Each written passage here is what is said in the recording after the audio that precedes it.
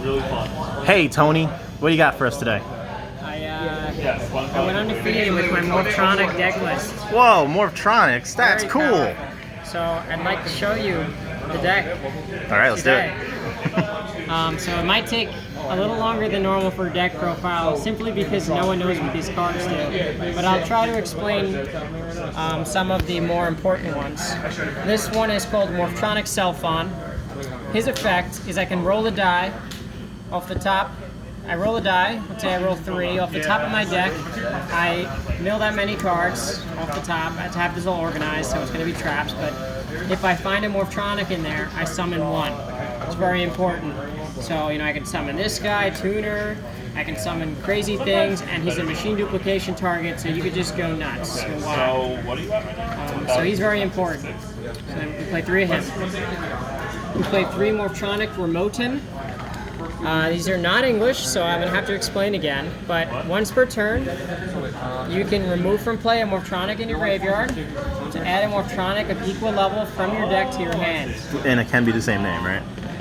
It can be the same name, so he can even get himself. He's once per turn, so as long as you keep him on the board, as long as you keep Selfon on the board, they keep getting their effects every turn, so you can get a lot of value even though they're low level.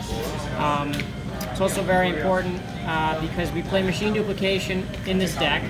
So both of these cards can completely go off with either of them. You can banish a bunch of Morphronics from your graveyard.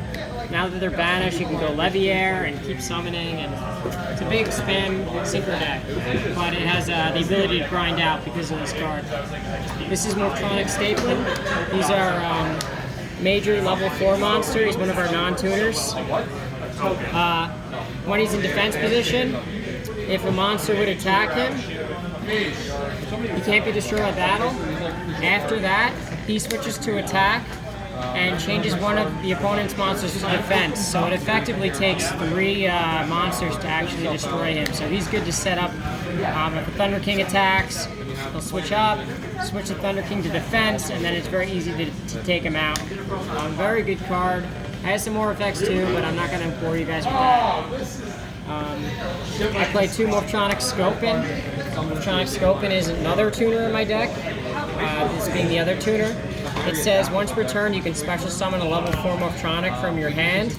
Exactly 4? Exactly level 4. So he's easy to make level 7 synchros, which is what our deck is built around. In addition, when he's in defense position, he's a level 4.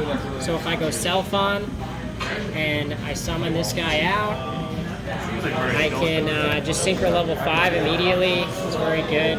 So he's a level 3 that can become a level 4 and is also a Marauding Captain. That's pretty cool. Yeah, he's very good. Finally, these are the only other 2 Morphronics I play. It's Morphronic Slinging. He says once per turn you contribute a Morphronic to pop a card on the field. So when you go crazy and you're making a bunch of plays, it's really good to start picking away the back row so you know you're secure. He's very good. Now, the deck relies a little bit on Karakuris because you're going to make what's called Karakuri Shogun Virei and Virito. These cards say when they're synchro summoned, you can summon Karakuris from your deck.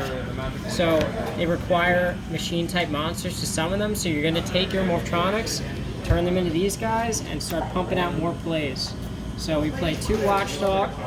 He's more or less just a 4-star tuner. And then this guy, his name is Quick. He's a non-tuner, and when he destroys a monster by battle, I can summon him back from the graveyard and make more plays. For the non-Morphronic or Karakuri monsters, we play Cyber Dragon. He's helpful because it allows us to use our tuners to make Karakuri synchros very easily, and he's very large and sexy. So we do play 1. We play Glow Up Gold, very good. Earth tuner, easy to make Maturia Beasts, and he's a 1-for-1 target. It's very good in this deck. And we play 1 Machina Fortress. You could discard machines and help because you can discard your shitty Morphronics to summon an actually good card. So we do play him.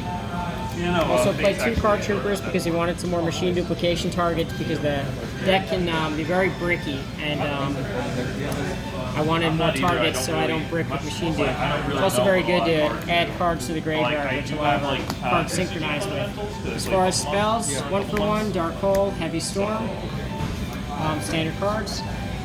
2 Morphronic Accelerator. This card is very good. It says you can return a Morphronic monster. I know it says card, but it was eroded. Never printed it again.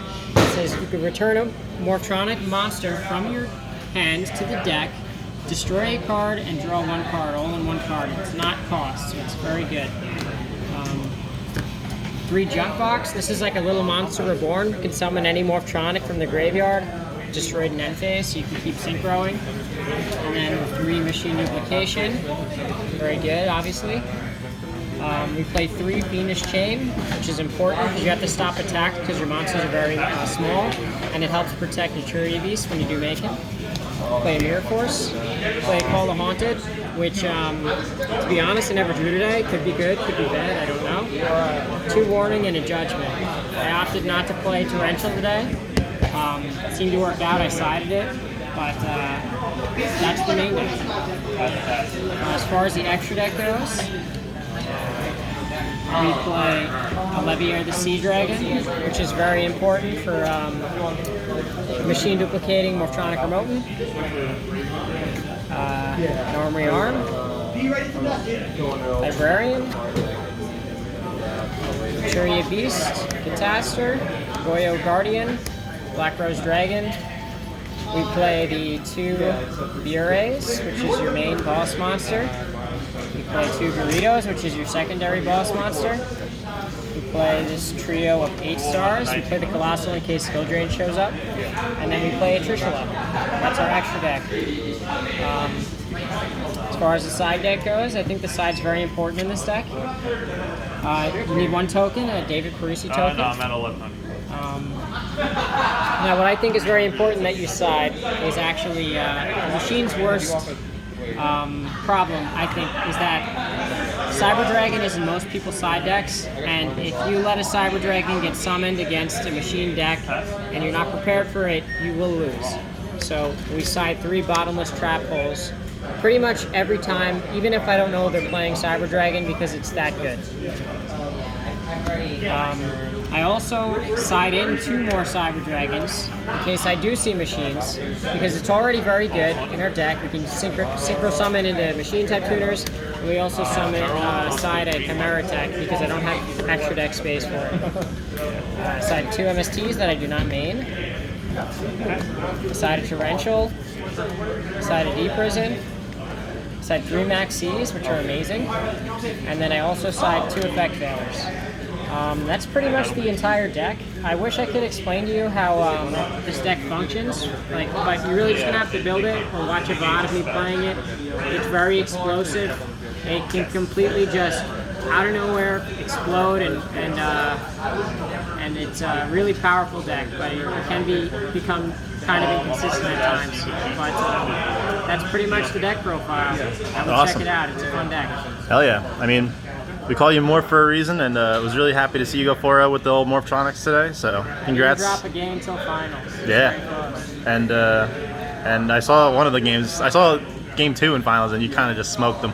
I so drew, yeah. I think the final game Self-on machine dupe was just like, that was 6 it. cards off Librarian, summoned 4 monsters, and then a Fortress. It was incredible, and that was turn 1. Yeah, this deck, like, for a bunch of shitty little Morphronics, you'd be surprised. It packs a punch. So give it a try if you're looking for something spicy and different. It's hard to play though, so you gotta practice a lot. All right, we out. Bye. Bye bye.